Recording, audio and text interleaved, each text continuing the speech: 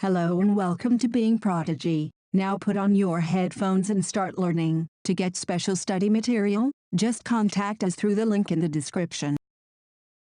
We recall that perfect competition was theorized as a market structure where both consumers and firms were price takers. The behavior of the firm in such circumstances was described in the Chapter 4. We discussed that the perfect competition market structure is approximated by a market satisfying the following conditions. There exists a very large number of firms and consumers of the commodity, such that the output sold by each firm is negligibly small compared to the total output of all the firms combined, and similarly, the amount purchased by each consumer is extremely small in comparison to the quantity purchased by all consumers together. 2. Firms are free to start producing the commodity or to stop production. 3. The output produced by each firm in the industry is indistinguishable from the others and the output of any other industry cannot substitute this output. And 4. Consumers and firms have perfect knowledge of the output, inputs and their prices. In this chapter, we shall discuss situations where one or more of these conditions are not satisfied.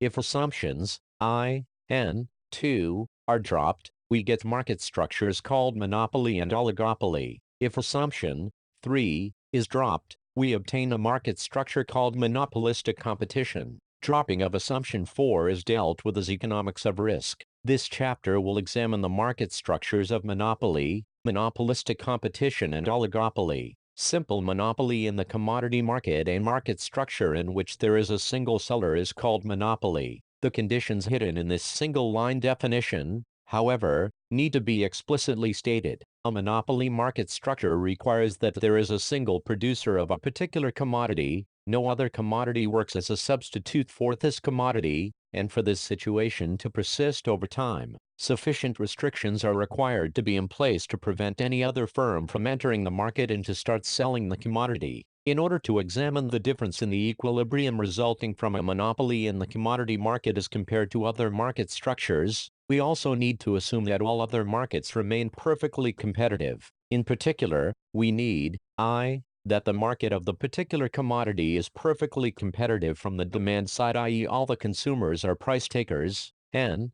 2. that the markets of the inputs used in the production of this commodity are perfectly competitive both from the supply and demand side. If all the above conditions are satisfied, then we define the situation as one of monopoly in a single commodity market. The contrast with the firm in a perfectly competitive market structure should be clear. In that case, the firm could bring into the market as much quantity of the commodity as it wished and could sell it at the same price. Since this does not happen for a monopoly firm, the amount of money received by the firm through the sale of the commodity has to be examined again. We do this exercise through a schedule, a graph, and using a simple equation of a straight line demand curve. Marginal revenue and price elasticity of demand. The MR values also have a relation with the price elasticity of demand. The detailed relation is not derived here. It is sufficient to notice only one aspect. Price elasticity of demand is more than 1 when the MR has a positive value, and becomes less than the unity when MR has a negative value.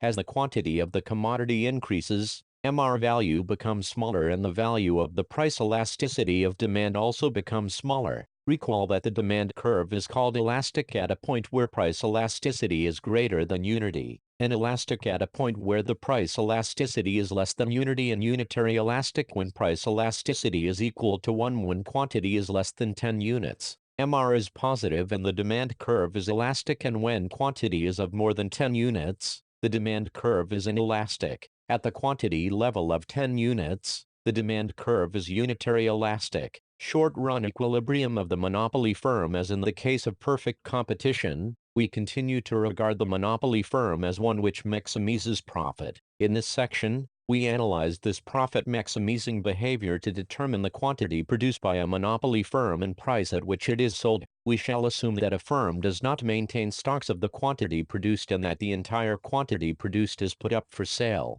The simple case of zero cost. Suppose there exists a village situated sufficiently far away from other villages. In this village, there is exactly one well from which water is available. All residents are completely dependent for their water requirements on this well. The well is owned by one person who is able to prevent others from drawing water from it except through purchase of water. The person who purchases the water has to draw the water out of the well. The well owner is thus a monopolist firm which bears zero cost in producing the good. We shall analyze the simple case of a monopolist bearing zero costs to determine the amount of water sold and the price at which it is sold. Comparison with perfect competition. We compare the above outcome with what it would be under perfectly competitive market structure. This is Being Prodigy. To get special study material, just contact us through the link in the description. And please subscribe to show your support. Let us assume that there is an infinite number of such wells. If one well owner charges Rs5 per unit of water to get a profit of Rs50, another well owner, realizing there are still consumers willing to buy water at a lower rate, will fix the price lower than Rs5, say at Rs4. Consumers will decide to purchase from the second water seller and demand a larger quantity of 12 units, creating a total revenue of Rs48. In similar fashion, another water seller, in order to obtain the revenue, would offer a still lower price, say Rs3, and selling 14 units, earning a revenue of Rs42. Since there is an infinite number of firms, price would continue to move down infinitely till it reaches zero. At this output, 20 units of water would be sold and profit would become zero. Through this comparison, we can see that a perfectly competitive equilibrium results in a larger quantity being sold at a lower price. We can now proceed to the general case involving positive costs of production.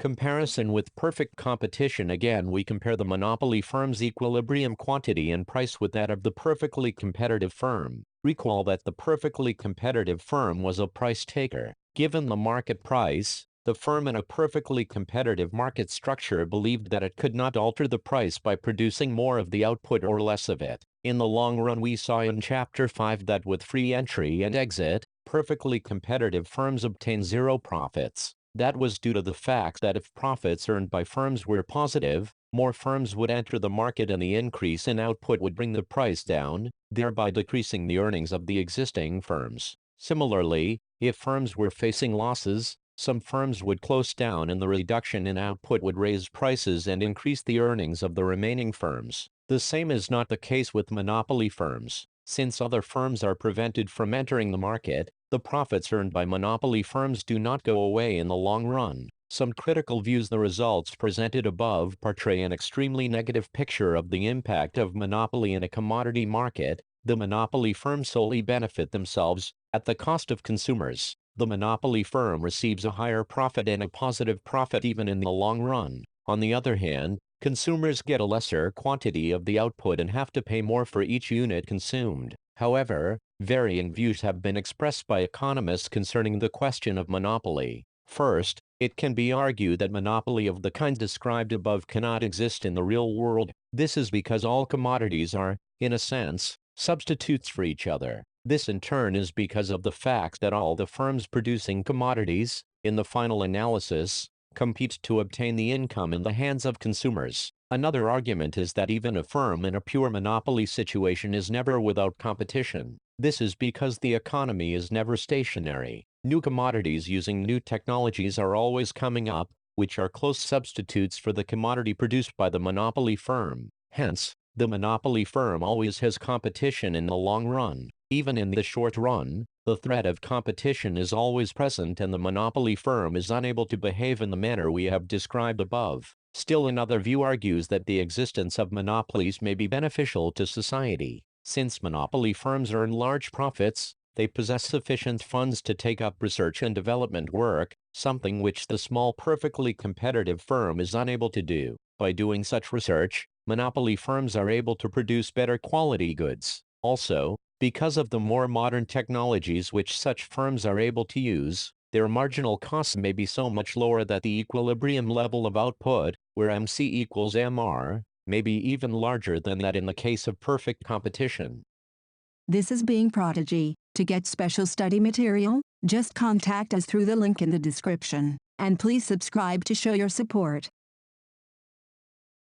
Other non-perfectly competitive markets. Monopolistic competition. We now consider a market structure where the number of firms is large, there is free entry and exit of firms, but the goods produced by them are not homogeneous. Such a market structure is called monopolistic competition. This kind of a structure is more commonly visible. There is a very large number of biscuit-producing firms, for example, but many of the biscuits being produced are associated with some brand name and are distinguishable from one another by these brand names and packaging and are slightly different in taste. The consumer develops a taste for a particular brand of biscuit over time, or becomes loyal to a particular brand for some reason, and is, therefore, not immediately willing to substitute it for another biscuit. However, if the price difference becomes large, the consumer would be willing to choose a biscuit of another brand. The price difference required for the consumer to change the brand consumed may vary. Therefore, if price of a particular brand is lowered,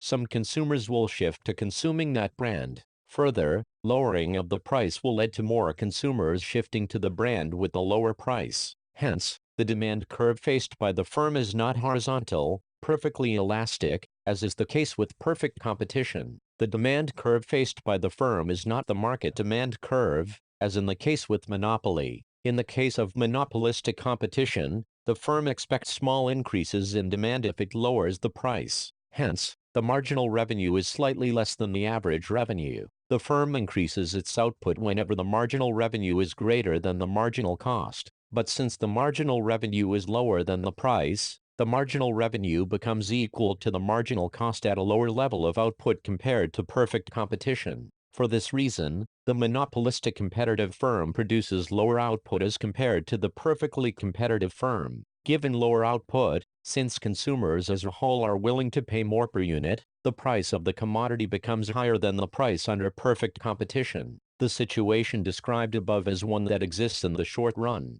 But the market structure of monopolistic competition allows for new firms to enter the market. If the firms in the industry are receiving positive amounts of profit in the short run, this will attract new firms to start producing the commodity. Entry into the market. As output of the commodity expands, prices in the market will tend to fall till profits become zero and there is now no attraction for new firms to enter. Conversely, if firms in the industry are facing losses in the short run, some firms would stop producing, exit from the market. The commodity and the fall in total quantity produced would lead to a higher price. Entry or exit would halt once profits become zero, and this would serve as the long-run equilibrium. Since the demand of the output of each firm continues to increase with a fall in the price of its brand, the long-run equilibrium continues to be associated with a lower level of total output and a higher price as compared to perfect competition. How do firms behave in oligopoly? If the market of a particular commodity consists of more than one seller but the number of sellers is few, the market structure is termed oligopoly. The special case of oligopoly where there are exactly two sellers is termed duopoly. In analyzing this market structure, we assume that the product sold by the two firms is homogeneous and there is no substitute for the product produced by any other firm. Given that there are a few firms, the output decisions of any one firm would necessarily affect the market price and therefore the amount sold by the other firms is also their total revenues. It is, therefore, only to be expected that other firms would react to protect their profits. This reaction would be through taking fresh decisions about the quantity and price of their own output. There are various ways in which this can be theorized. We briefly explain two of them. Firstly, duopoly firms may collude together and decide not to compete with each other and maximize total profits of the two firms together. In such a case, the two firms would behave like a single monopoly firm that has two different factories producing the commodity. Secondly, take the case of a duopoly where each of the two firms decides how much quantity to produce by maximizing its own profit, assuming that the other firm would not change the quantity that it is supplying. We can examine the impact using a simple example where both the duopolist firms have zero cost. A similar situation in the case of monopoly was earlier considered in the simple case of zero cost. Recall that in that case we were able to show that given a straight line demand curve, the maximum quantity demanded by the consumers was 20 units at zero price, and this would have been the equilibrium in case of a perfectly competitive market structure. Given a monopoly structure, the quantity supplied was 10 units at a price of Rs5. It can be shown that whenever the demand curve is a straight line and total cost is zero, the monopolist finds it most profitable to supply half of the maximum demand of the good. Let us use the same example to examine the outcome in case there were two duopoly firms, A and B, behaving in the manner described above. Assume that firm B supplies 0 units of the good, then firm A, realizing that maximum demand is 20 units, would decide to supply half of it, that is 10 units. Given that firm A is supplying 10 units, firm B would realize that out of the maximum demand of 20 units, a demand of 10 units, that is 20 minus 10, still exists and hence would supply half of it, that is 5 units. Since firm B has changed its supply from 0 to 5 units, firm A would realize that the total demand is 15 units, that is, 20 minus 5, and supply half to it, that is, 7.5 units. In the fashion, the two firms would keep making moves. It can be shown that these led to an equilibrium. Even in the case where there are positive costs, the mathematics only becomes more complex, but the results are similar, that through a very large number of moves and counter-moves, the two firms reach an equilibrium quantity of total output. The quantity produced by both firms together is more than what a pure monopoly would have produced and lesser than that produced if the market structure was perfectly competitive. The equilibrium market price is naturally lower than in the case of pure monopoly and higher than under perfect competition. Thirdly, some economists argue that oligopoly market structure makes the market price of the commodity rigid. That is, the market price does not move freely in response to changes in demand. The reason for this lies in the way in which oligopoly firms react to a change in price initiated by any firm. If one firm feels that a price increase would generate higher profits, and therefore increases the price at which it sells its output, other firms do not follow. The price increase would therefore lead to a huge fall in the quantity sold by the firm, leading to a fall in its revenue and profit. It is therefore not rational for any firm to increase the price. On the other hand, a firm may estimate that it could earn a larger revenue and profit by selling a larger quantity of output and therefore lowers the price at which it sells the commodity. Other firms would perceive this action as a threat and therefore follow the first firm and lower their price as well. The increase in the total quantity sold due to the lowering of price is therefore shared by all the firms, and the firm that had initially lowered the price is able to achieve only a small increase in the quantity it sells. A relatively large lowering of price by the first firm leads to a relatively small increase in the quantity sold. Thus, this firm experiences an inelastic demand curve, and its decision to lower price leads to a lowering of its revenue and profit. Any firm therefore finds it irrational to change the prevailing price, leading to prices that are more rigid compared to perfect competition. This is Being Prodigy. To get special study material, just contact us through the link in the description. And please subscribe to show your support. Thank you and happy learning.